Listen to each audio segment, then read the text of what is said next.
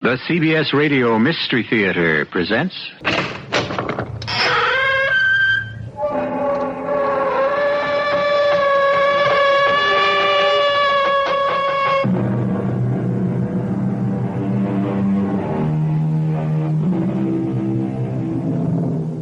Come in. Welcome. I'm E.G. Marshall. And, as you may suspect, I have a tale to tell. A tale full of sound and terror and signifying... Well, I'll have to leave that to you. And I also ask your indulgence when I personalize this strange riddle, because this story was brought directly to me. Ever since I've been your host on this series, I have the feeling that you expect me to be an expert on the macabre. But I must confess to a sense of surprise when I was buttonholed by a young man the other day who said, "Excuse me, Mr. Marshall, but I have a coffin that I'm sure will interest you." You cannot frighten me. I am not leaving this graveyard until I get to the bottom of this. I warn you, your persistence will be your destruction. I still trust in the Lord. Where's that music coming from? From beyond the grave. Is it Judgment Day? No. Then you talk nonsense. The dead will rise. The Lord will summon his elect to meet him in the clouds. But until that day, the dead remain buried.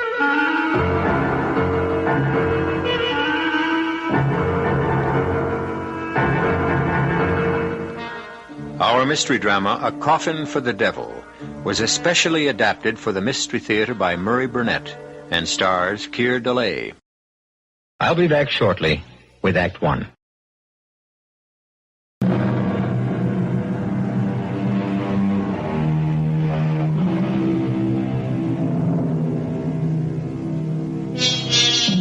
What do you do when a perfect stranger tells you he has a coffin which might interest you? My first instinct was to tell a young man that I wasn't in the market for coffins. But he quickly explained that he wasn't a salesman, but an avid listener to our series, and that he had a macabre story of a strange coffin that had been in his family for generations.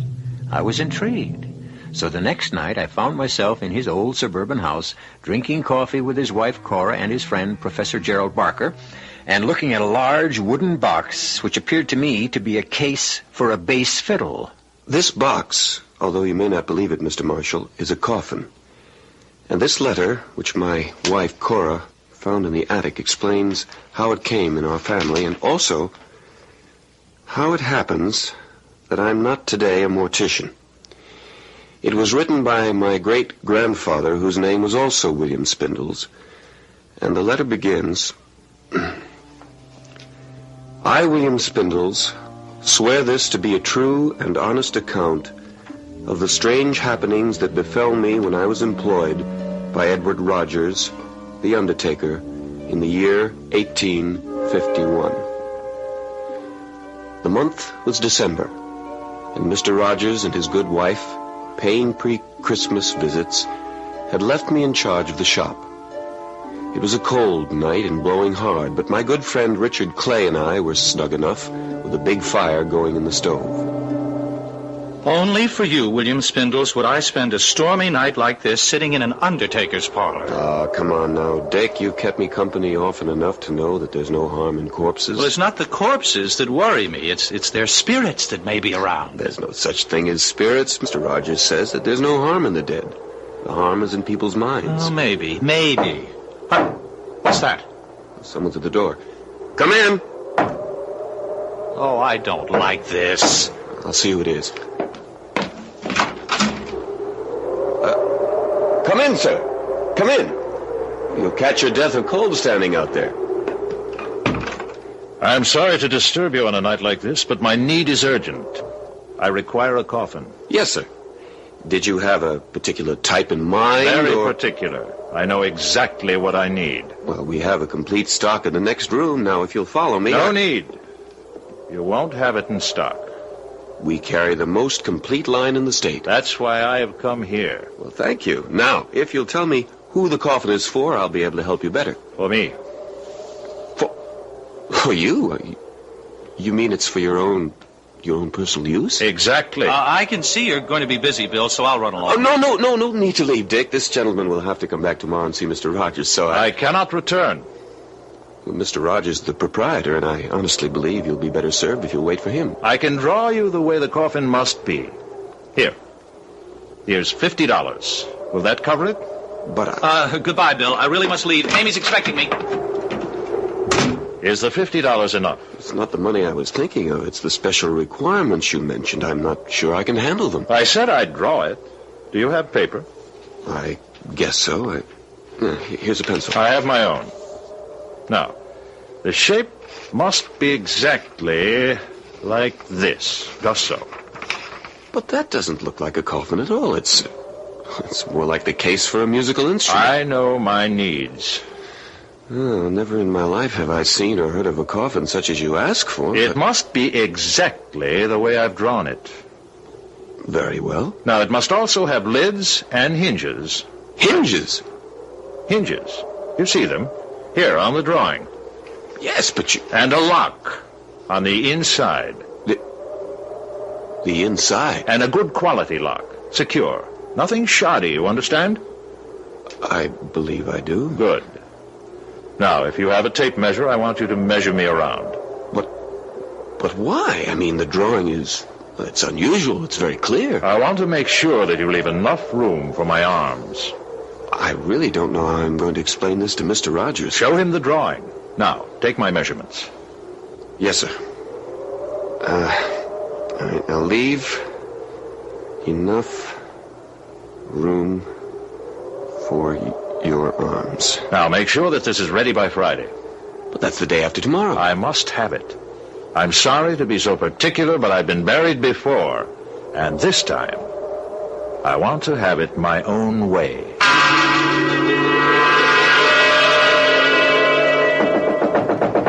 Bill! Bill! Are you in there? Just a minute, I'm opening the door. Lucy, what are you doing here? Are you all right? Is he still here? What are you talking about? Dick told me about that strange man who came here. Dick was really scared. He said the man wanted to order his own coffin. That's right, but I'm sure it was some kind of practical joke. Well, I don't care what it was. I want you to find another job. I hate the idea of your being an undertaker. Lucy, we've been through this before, and this job is no different than any other except in people's minds. I'm sorry, Bill. I'm sorry. I'm just so frightened. All the way over here, I was just worried about you and scared, but I came anyway, and now... Oh, Bill, I don't think it's going to work. Oh, I'd like to punch Dick Clay right in the nose for frightening you like that. Oh, don't blame Dick. It's not his fault. If he hadn't scared you, you wouldn't have... Yes, I would. Maybe I wouldn't have come here tonight, but I hate what you're doing. I hate it. I know, honey. What do you want me to do? Quit. And do what? Oh, I don't care. What will we live on? Well, you'll find another job. Nowhere near as much money. I don't care about the money. Bill, can't you understand? I don't want hands touching me that have been touching death all day. All right, Lucy. I'll speak to Mr. Rogers about leaving.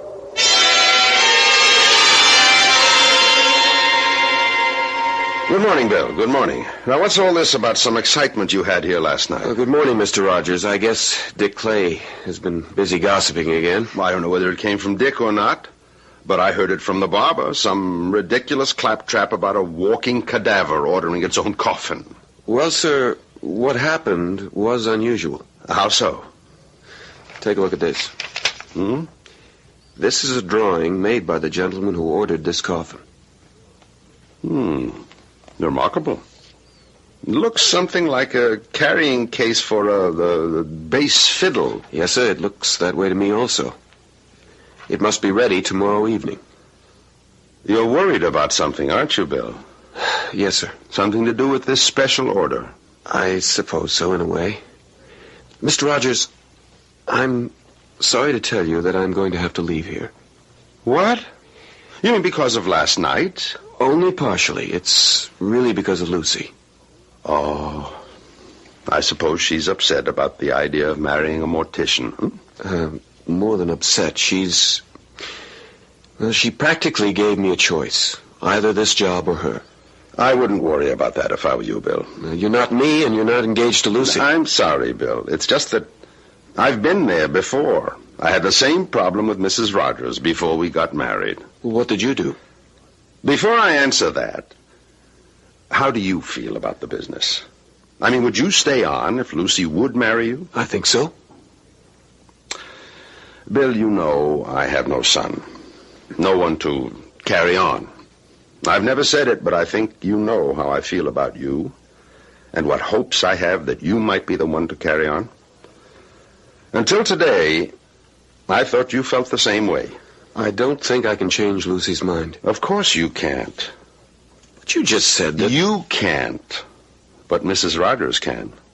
Now ask Lucy to talk with her, woman to woman. That's your best bet. My wife knows all the problems and she has all the answers. I never thought of that. All the same, I wish you'd been here last night. It was... Well, the only word I can use to describe what happened is weird. Because he ordered a coffin for himself? That, plus the way he came in, and then the strange shape he insisted on. But most of all, because he appeared to be driven. Almost as if he were compelled to do what he was doing. What he felt or didn't feel isn't important, Bill. What matters is whether you've changed the way you think about death. I don't follow you. You have to see dying for what it is, Bill. Life's ultimate destination. It's nothing to be afraid of. It's just an inescapable fact. In the course of my life, I've met a lot of people, and I'm good at judging them. And up until now, I thought of you as a no-nonsense, feet-on-the-ground, level-headed young man. But, sir, you didn't see this man. You didn't hear the terrible desperation he had in his voice. I've seen and heard almost everything since I started some 18 years ago.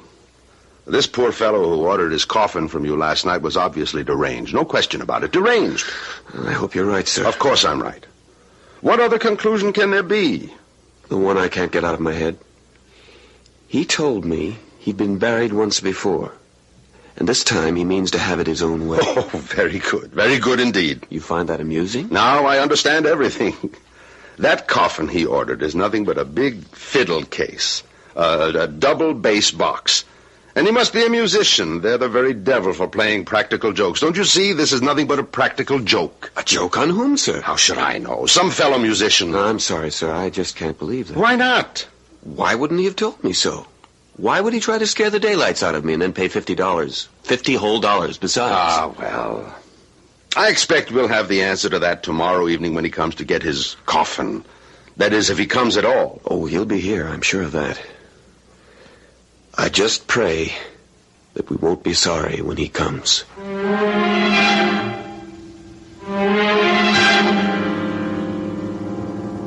When the reading stopped, I looked at the faces in that sane and sensible 20th century living room. Spindle's wife, Cora, was wide-eyed. Professor Barker's lips were pursed and his eyes were skeptical. My eyes were drawn automatically to the subject of the letter. The large, strangely shaped coffin that stood in the corner of the living room, and I could understand the fear that had gripped that 19th century William Spindles. I'll be back shortly with Act 2.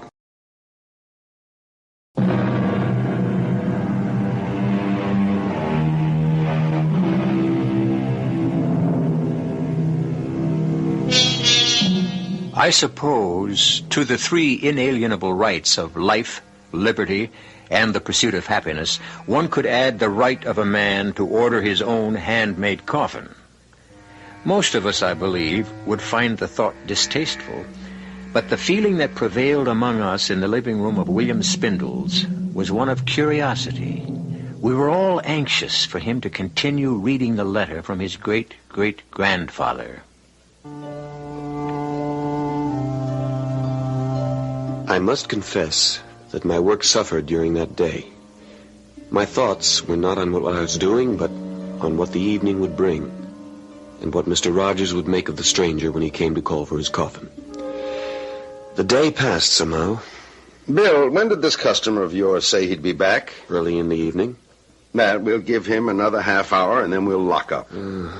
that won't help if he wants to pick it up. What does that mean, young man? Someone tampered with the coffin, and we don't know who. We only have Sam's word that the coffin was tampered with. But he's our best workman. Well, like everyone else around here, I'm sure he's been infected with the idea that there's something strange about this order for a coffin in the shape of a bass fiddle. At last, he's arrived. Those raps didn't come from the door. Nonsense.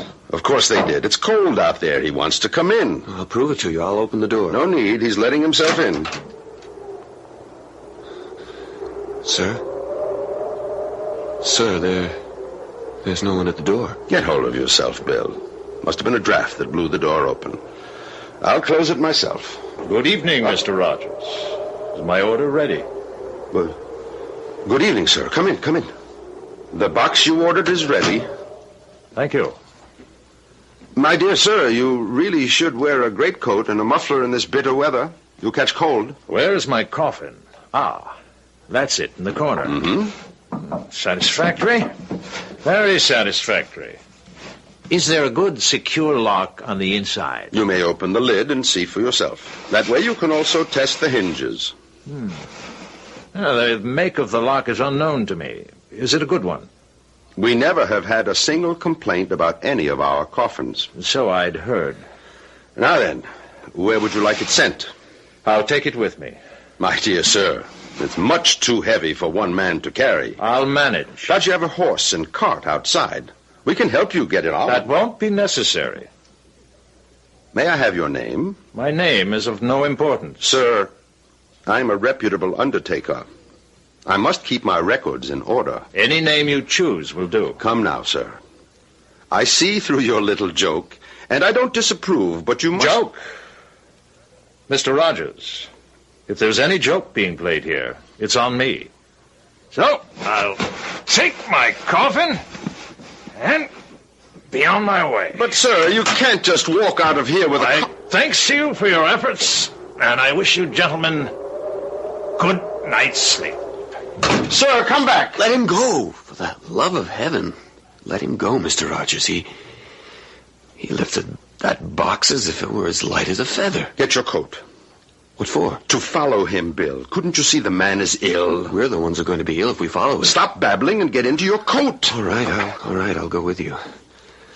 I don't want you following that spirit alone, but I tell you, he's not mortal. He is, and he's sick, mentally ill. Hurry. How far do we follow him? As far as he goes. No, sir, I won't, because I believe his destination is hell. There he goes. Around the corner, down Green Tree Lane. Oh, yeah, I see him. Where can he be heading? There are no houses after a block of Green Tree Lane. But there's the cemetery. Didn't I tell you he was deranged? The cemetery gate's locked. Locks never bothered spirits. Then he's no spirit. Didn't he ask for a lock on the coffin? Oh, let him go, Mr. Rogers, please. Hurry up before we lose him. Mr. Rogers, if we do catch up to him, what in heaven's name do you want of him? Find out who he is, where he lives, and get him safely home. Then I shall call a doctor to attend him. There he goes, heading directly for the cemetery gate. Confound it. What's happened to the moon? A cloud just passed in front of it. No matter. Even if we can't see him, we shall catch up when he finds the gate locked. Oh, here comes the moonlight, and here's the gate. Where did he go? Well, he must have gone in. Gate's locked. Well, I have my key. You don't intend to go in, do you? Of course. Come on. No, sir. There. Isn't that our man? Moving among the trees over there near the Addison Mausoleum? Mr. Rogers, I've had enough of this. I'm going home. And allow that poor soul to do himself some kind of mischief? Sir, that poor soul, as you call him, is a person I want nothing to do with. I don't know whether he's man, ghost, or devil, but whatever he is, and whatever his business is in the cemetery, I want no part of it. Bill, when a man's dead, he's dead. I've never seen a man or woman come to life again. I'm a God-fearing man, and I go by the Bible. Doesn't the good book say dust to dust? The Bible says a lot of things, but I remember no mention of men who can lift a heavy coffin as if it were a pillow and pass through locked gates without leaving a sound, to say nothing of a man ordering his own coffin. Very well, Bill. You can stay or leave. I'm going after him. I beg of you. Close the gate. I beg of you, Mr. Rogers, leave this be and come home with me. Close the gate and make sure it's locked. At this point, Bill Spindles stopped reading and put down the letter. My reaction was shared by his wife, Cora, who almost screamed at him. Don't tell me the letter stops there, and we're not going to find out what happened. The reason I stopped is because the story my great-grandfather was telling up to now was his. But it now changes. At this point, he is writing not what he saw, but what he heard, as he puts it in the letter. Perhaps I was a coward, but I allowed Mr. Rogers to go on into the graveyard alone while I hurried home. So I warn the reader of this letter. This portion of my tale is written here as it was told to me by Mr. Rogers. The moon again had gone behind the clouds when young Spindles went hurrying off. But I thought I saw some light in or around the big Addison tomb. I started that way, and then I heard what seemed to be the voice of the man I was following, but it seemed to come from far off. Too far. You have come too far on a useless journey, Edward Rogers. Turn back before it's too late. Where are you, sir? Listen to me. Thrice they tried, and thrice they died. Where are you? What are you doing with your coffin? Leave here, Edward Rogers. Your business with the dead is finished. You don't belong here. And what do you do here? I keep an age-old bargain. With whom? You must leave here. This place is dangerous for you. But not for you? Leave before it's too late. The Lord will protect me. Now let me help you. Don't you understand? You're ill. You need help. So be it, Edward Rogers. You want to join in a dance of death? The consequences will be on your head. Here, I show myself to you.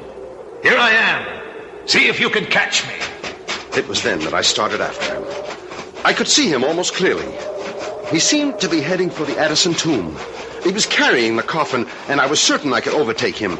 But he kept dodging behind headstones. I turned and twisted after him, and then my foot caught.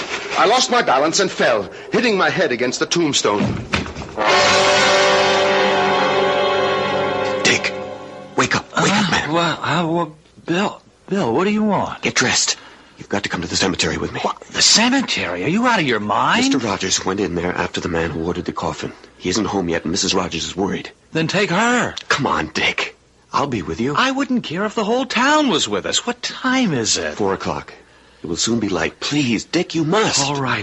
I'll get dressed and I'll go with you, but we'll wait for the dawn. But Mr. Rogers may be in trouble. Bill, whatever has happened has happened. I'll go with you, but not until it's light.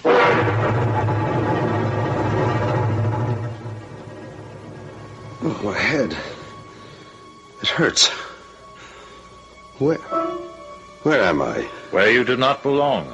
Oh, it's you.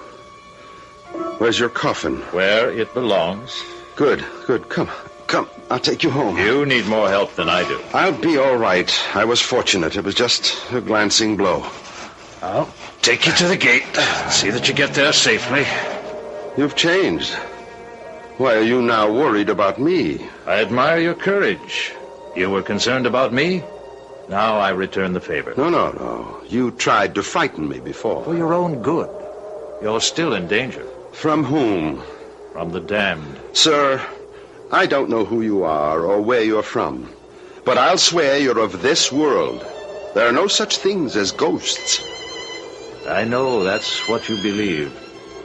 I wish with all my heart that you were right. What's that music? Do you hear it? I do. What is it? It doesn't belong here in a graveyard. You're wrong. It's the only place it can be heard, and not by everyone. Come, the gate is this way. No, I am not leaving until I get to the bottom of this. I warn you, your persistence will be your destruction. I still put my trust in the Lord. Where's that music coming from? From beyond the grave. Is it Judgment Day? No. Then you talk nonsense. The dead will rise. The Lord will summon his elect to meet him in the clouds. But until that day, The dead remain buried. And quiet? And quiet. Oh, foolish man. I will not be able to protect you much longer. Go home now, while you can. I will, if you'll first allow me to take you to your home. Can't you understand? My home is here. Tommy Rot. I must go. I have work to do. You've been warned. My conscience is clear. As I turned my head to see where he went, I felt dizzy. The blow had evidently been more serious than I thought. When my head cleared, I could still hear the music, and I thought I saw a light. I walked toward the light. It seemed to come from the Addison tomb. As I approached, I could see that the door to the mausoleum was open.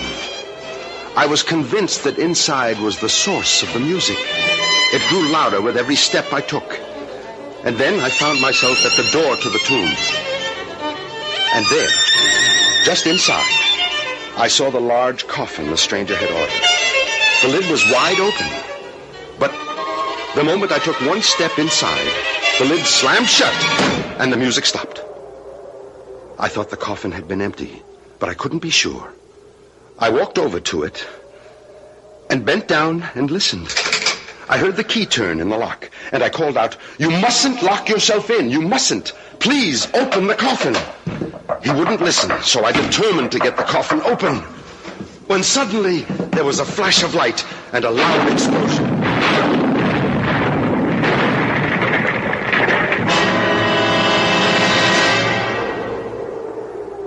Bill, I can't see anyone in there. Mr. Rogers must have gone home. Can't see the whole cemetery from outside. We'll have to go in. The gate's locked. I have a key. Oh, look, do we really have to go on? It's practically daylight. There's nothing to be afraid of. Well, I hear you, but I'm still shivering. That's the cold. Come on. Hey, you seem to know where you're going. Oh, I shouldn't have left him. If any harm has befallen him, I'll never forgive myself. Well, he shouldn't have been here at all. The last I saw of Mr. Rogers, he was heading for the Addison tomb. I have a feeling that if we find him at all, that's where he'll be. There's the tomb now. Oh, the door's open. Should it be? We'll find out. Wait. Suppose there's something in that tomb that waited for Mr. Rogers, and now it's waiting for us. If you don't want to come in, you can wait here, but I'm going into that tomb. All right, I'll come with you. Good Lord, there he is, lying across that coffin, and so still. Is he dead? I don't know. But there's only one way to find out. I can offer no explanation, but I can tell you that the words of a letter written more than 100 years ago had cast a spell over all of us. A spell that had transported us back to a small 19th century graveyard. I'll be back in a moment with the strange end to this strange tale.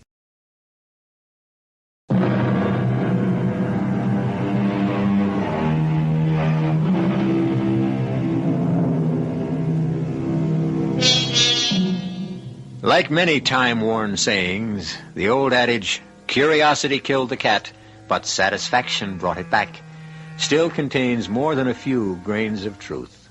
Certainly all of us sitting in the William Spindle's living room that night were anxiously waiting for him to resume reading the letter from his great-great-grandfather. But he further whetted our curiosity by prefacing his reading with this explanation. I think it's important to tell you that this next portion of the letter is an eyewitness account, not what was told to my ancestor, but what he experienced himself. So, if you're all ready, I'll continue. After Mr. Rogers told me what had happened to him that night in the cemetery, I was still undecided about leaving the undertaking business, although my dear Lucy was at me every day to give my notice. And then, one morning, Mr. Rogers called me to his office. Sit down, Bill. I think we should have a talk. Yes, Mr. Rogers? My wife tells me that Lucy hasn't been to see her. Have you spoken again to Lucy about discussing your future here with Emily? No, sir. You still believe that our strange customer was a ghost? Let's say I'm still undecided. What's that? Probably someone who wants to see me. Come in. Should I get the door? Don't bother. I'll go. Good morning, gentlemen. It's you. It is indeed I. And I'm not sure how long I'll be permitted to stay. Long enough, I hope, to give me an explanation of your actions the other night. That is why I'm here. Good. Perhaps you'll start by telling me... I come here, sir, at great personal risk. I ask you to believe me. I beg you to listen and keep an open mind. I believe I'm a fair man. Since you're a native of this town, you must know of the Addison family. Of course. Old Thaddeus Addison owned the leather and dye plant. He did. And do you remember a young man named Tom Addison, one of Thaddeus's 3 sons? I never knew the young rascal. Everyone heard about him, of course. He was a ne'er-do-well who finally ran away. That's what my father wanted everyone to believe. Hold on. Are you trying to tell me you're Tom Addison? My father wanted me to go into the factory. I couldn't abide the thought. In all modesty, I had a great talent for music, particularly the bass, a talent which my father felt was foolishness. All of our quarrels came because I wanted to practice my music, and my father thought it was a waste of time and money. Then you are young Addison. I am. And I am not. Not in the sense that you mean. I suppose you can explain that. The situation between my father and me became unbearable. He finally gave me an ultimatum. Either I'd go into the business, abandon my music, or he'd turn me out of the house. I really had no choice. I left. Mm-hmm. And what brought you back? The very same thing that took me away. Music. When my father disowned me, I wandered around the country trying to earn my living as a musician. It wasn't easy. One day I found someone who valued my musicianship. I made a bargain with him. Who was he? He goes by many names. Take your choice. Satan, the devil, Beelzebub, or the Prince of Darkness. Rubbish. You believe in the Lord. Why do you find it so difficult to believe in the devil? I'm a God-fearing man. The devil has no power over me. Not unless you invade his realm, as you did the other night. All I did the other night was my duty, as an undertaker and as a man. How can I make you see the horrors that lie ahead of you if you will not listen? What will change your foolish obstinacy so that you can save yourself? Are you so insensible that if I tell you what I have suffered and am suffering, you'll still close your mind to what I say? I promise to listen, and I will. 10 years ago, I was in Chicago, living in a cold and miserable garret, hungry, alone, and with no hope of employment. In order to get something to eat, I knew I'd have to pawn my fiddle. Just before venturing out, I wanted to play it one last time, when suddenly I thought I'd lost my mind, because not only was I hearing my own instrument, but it was joined by a full symphony, and he was there. Satan? And he offered me the fulfillment of a dream. I would never have to worry about money again, and I could concentrate on my music. It dazzled me, the prospect of a life I'd always hoped for. And what did he ask in return? Your soul? Nothing so dramatic. What seemed a simple, harmless request. All he asked is that I play for him whenever and wherever he should ask. I hesitated, but only for a moment. How I wish I had thought longer on it, but I didn't. I agreed. And now I'm his forever, a member of his orchestra of the damned.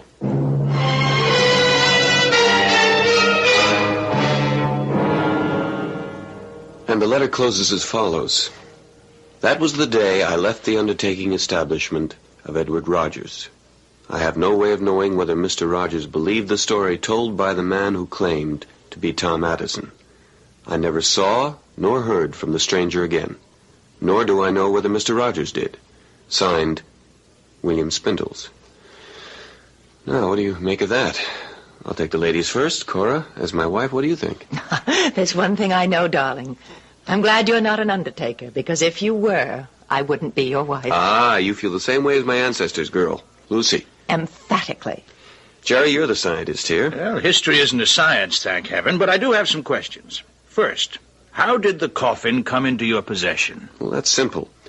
When Mr. Rogers died at the ripe old age of 89, he left a sizable bequest in his will to my great-grandfather with the proviso that we keep the coffin as a memento. Why would he do that? Now that, Cora, is an excellent question. If he insisted that the coffin remain in your family as part of his bequest, I think he must have had a reason. In other words, you don't believe that the stranger was a ghost? Let's say I'm dead set against the idea of ghosts playing symphonic music in a graveyard at night. Well, I believe he was the ghost of Tom Addison. Well, how do you explain Rogers leaving the coffin to the Spindles family? Simple. Rogers was probably hurt by Bill's refusal to stay in the business, and he wanted the coffin to remind him. Sorry, darling, that won't work. If he was hurt, why also leave my ancestor a bundle? And believe me, it was considerable sum. Well, then why did he, Bill? I'm stumped. It's too much for me. I still don't believe in ghosts, and I think I can prove to you that this man who ordered the coffin was flesh and blood. How? Well, I'm going to have to do a little research. When did you say all these things happened? The date, I mean. December 1851, why? Well, give me 2 days, and I'll let you know.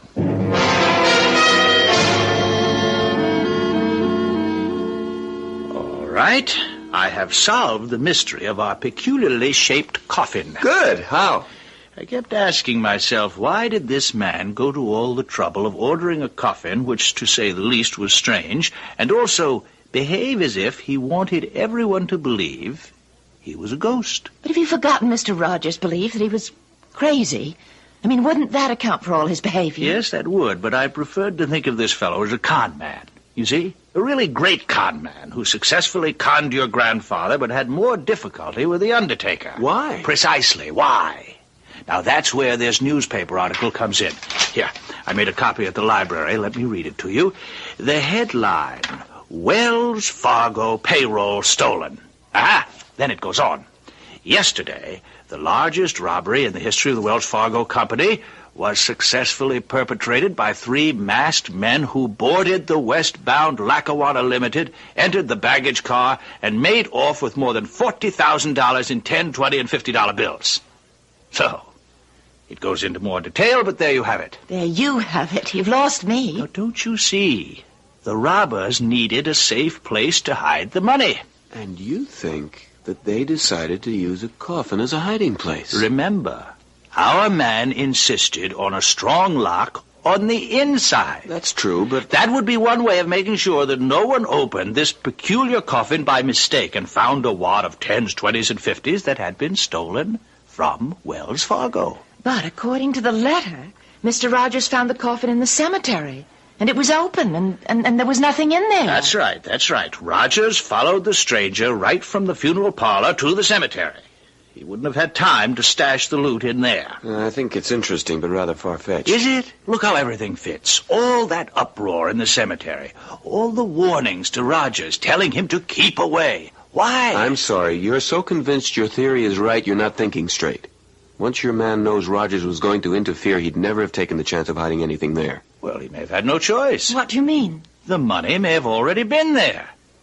Look, have you forgotten that your grandfather's letter said that the workmen believed the coffin had been tampered with? Oh, Jerry, you're riding a hobby horse. Oh. You have a theory, and you're just going to see that everything fits. And you're not going to look at anything that doesn't. Now, wait a minute. What have I left out? Well, lots of things. Now, one, how in the world did our stranger lift this coffin and carry it off under his arm? Perhaps he didn't.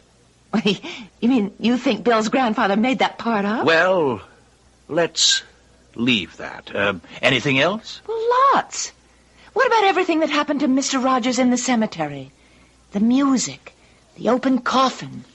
What's your explanation for that? Well, we know that Rogers fell down and hit his head. Oh, come off it, Jerry. You're not going to try and tell us that he imagined those things as a result of hitting his head. Well, it's possible. Maybe, I don't believe it.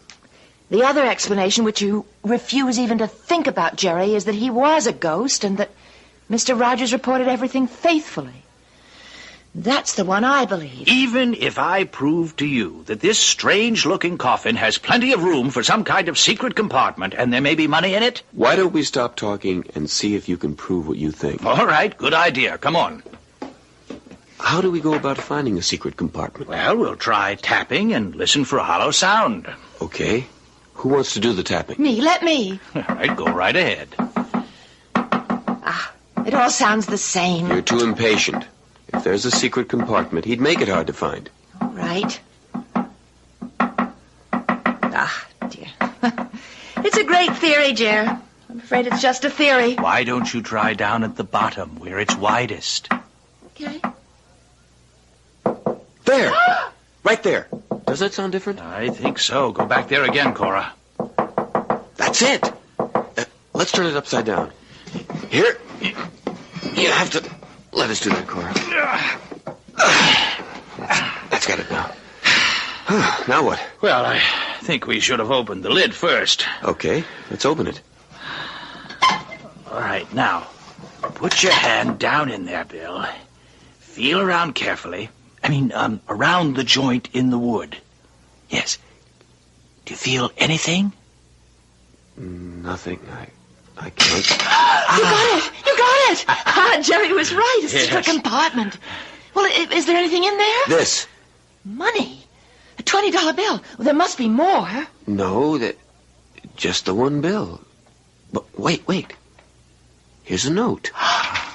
Well, what does it say? Oh, wait a second. It's hard to read. Dear Bill, or descendants of William Spindles, you having found this secret hiding place should know by now that I was right when I insisted that there were no such things as ghosts.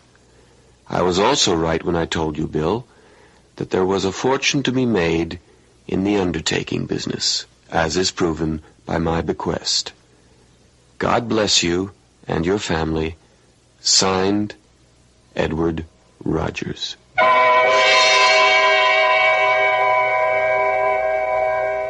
What do you do when you discover that the fortune you expected turns out to be a single $20 bill?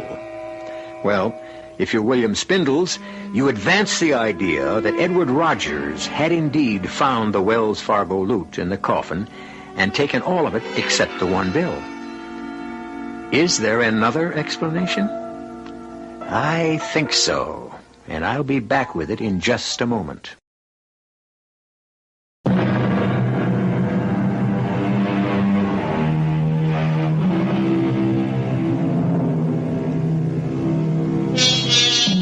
For what it is worth, I present you with this thought.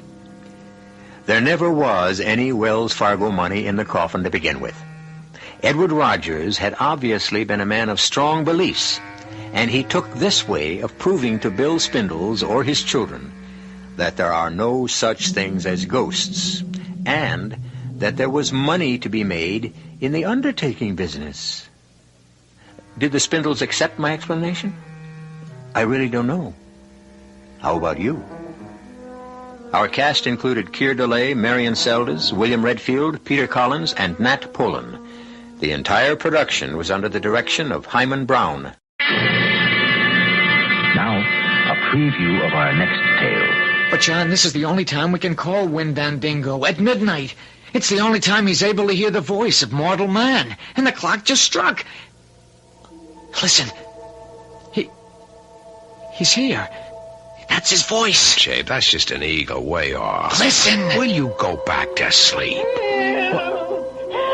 Who's that? Sounds like Enoch Fraser. Get him out of here.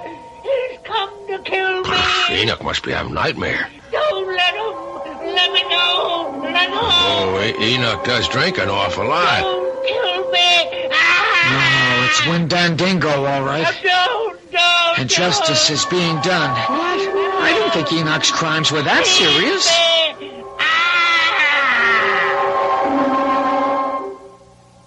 Well, he's quiet now. He's dead. This is E.G. Marshall inviting you to return to our Mystery Theater for another adventure in the macabre. Until next time, pleasant dreams.